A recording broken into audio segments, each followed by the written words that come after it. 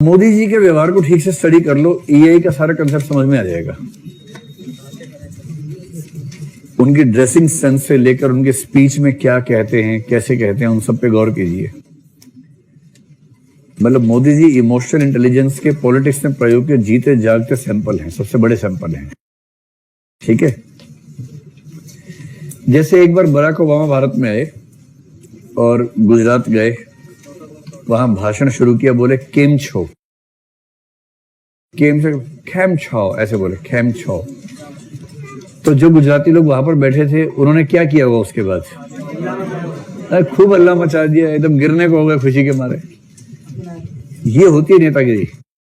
दो शब्द आपने बोले, उन दो शब्दों से वो सारी दीवार ढह गई जो दो अजनबियों के बीच में थी, जिसको आइस ब्रेकिंग कहते हैं सेमिनार की दुनिया में। अब ये डोनाल्ड ट्रंप जो आया था, डोनाल्ड ट्रंप, उसके बाद नमस्ते, जब ये हाउडी मोदी हुआ उसमें ऐसी बातें बोल रहा था। तो नरेंद्र मोदी उस प्रोग्राम में हाउडी मोदी में उन्होंने भारत की 10-15 भाषाओं में एक एक वाक्य बोला, क्योंकि उनको पता है कि अमेरिका में जो उनके ऑडियंस है वो केवल गुजरात वाले तो है नहीं, न केवल हिंदी प्रदेश के हैं, बहुत सारे उसमें तमिलियंस हैं, तेलुगु वाले हैं, कन्नड़ वाले हैं, उन सब भाषाओं का इस्तेमाल किया। ये होता है कनेक्ट करना सबके साथ, सबको लगे कि हमारा ही आदमी है। फिर कपड़े देखिए, नेता लोग जाते हैं जैसे ट्राइबल एरिया में जाएंगे तो ट्राइबल कैप पहन लेते हैं। मोदी जी एक छोड़ के सारी टोपियां पहनते हैं देश में। सारी टोपियां उनको पसंद है, एक ही टोपी पसंद नहीं है, बाकी हर टोपी पसंद है। क्यों पहनते हैं? क्योंकि जिस इलाके में वहां की वेशभूषा पहनी तो वहां के लोगों को लगा हमारा ही व्यक्ति है। वहां की भाषा, फिर वो हर जगह जाके बोलते हैं कि मित्रों मैं तो यही पैदा होना चाहता था। इस सवाल कितना गहरा लिंक है, ये बात है। बस ये सब क्या है? इमोशनल इंटेलिजेंस है। नेताओं में ये बड़ा अच्छा लक्षण है। सोनिया गांधी के पति की हत्या हुई, सोनिया गांधी ने पति के हत्यारों की फांसी की सजा को माफ करने के लिए अपील कर दी। इससे जो मैसेज जाता है जनता में, वो जाता है कि अरे यार मानना पड़ेगा। ये है इमोशनल इंटेलिजेंस। बीजू पटनायक, नवीन पटनायक के पापा थे,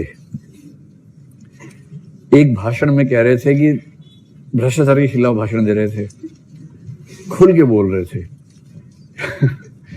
कि अगर आपको कोई भ्रष्ट अधिकारी दिखे, मैं आपसे कह रहा हूं उसे थप्पड़ मार दो, मैं देख लूंगा। ऑडियंस में से कहा कि उन्हीं को मार दिया। लेकिन उस आदमी की क्षमता देखिए। उसके बाद क्या हुआ? मुस्कुराए, जेब से 100 रुपए निकाले, उसको दी और बुलाया, आप सबको ऐसा होना चाहिए। उसके बाद वो आदमी मिला नहीं फिर। अलग शायद मिला, मैं मजाक कर रहा हूं। अच्छा, किसका मन नहीं करता झापड़ खाने के बाद कि 2 कसके लगा दूं? पर यह है इमोशनल मैनेजमेंट कि इस समय अगर मार दूंगा तो इलेक्शन गया। इस समय कैसे मैनेज करें कि इस बात को भी कन्वर्ट कर दूं वोट लेने में। ये तेवर होता है, मजाक थोड़ा है। और मोदी जी हैं। मोदी जी इस फाइन आर्ट के चरम पुरुष हैं।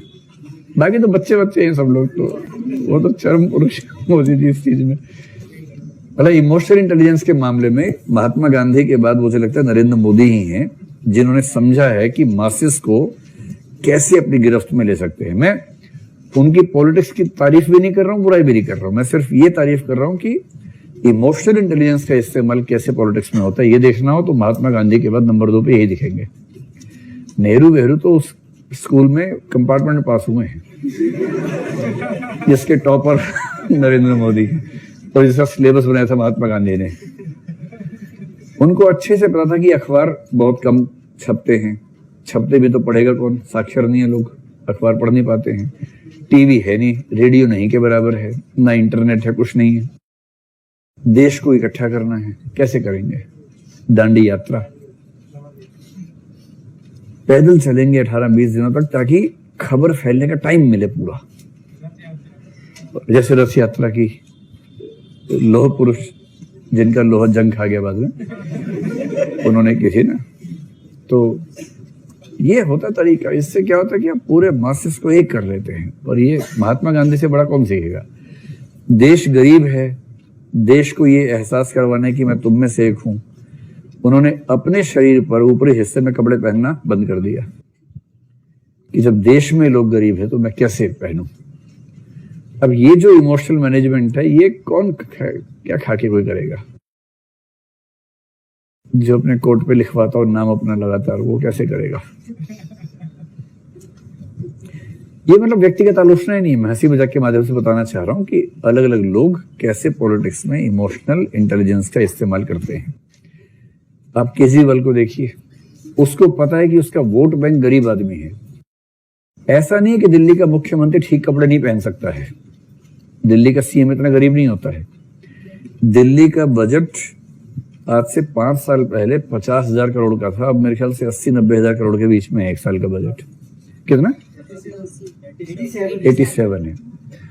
48,000 करोड़ के बजट को बढ़ा के 87,000 करोड़ पे लेके आए हैं। इसमें इस पार्टी की मतलब सफलता भी है, ये इन्होंने कैसे मैनेज किया वो एक अलग मैकेनिज्म है। लेकिन 87,000 करोड़ के एनुअल बजट वाला मुख्यमंत्री ठीक से कपड़े ना खरीद पाए, ऐसा तो हो नहीं सकता है। अब देखेंगे कि पैंट बहुत ढीली पहनते हैं, अच्छी नहीं पहनते हैं, और कमीज कई बार एक साइड की बाहर निकली होती है। इसको कहते हैं केयरफुल केयरलेसनेस, बहुत सावधानी से ओढ़ी गई लापरवाही, ताकि जनता को लगे ये तो हमारे जैसा ही है।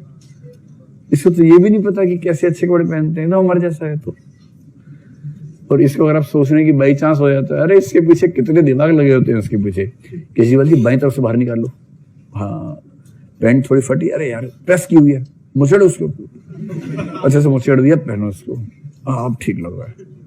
एक पोस्टर वाली फोटो खींची, हाँ ऐसे ही जाना है। तो ये होती है इमोशनल इंटेलिजेंस, समझ गए। खाली बुके लेके जाना नहीं होता है, और भी बहुत कुछ होता है।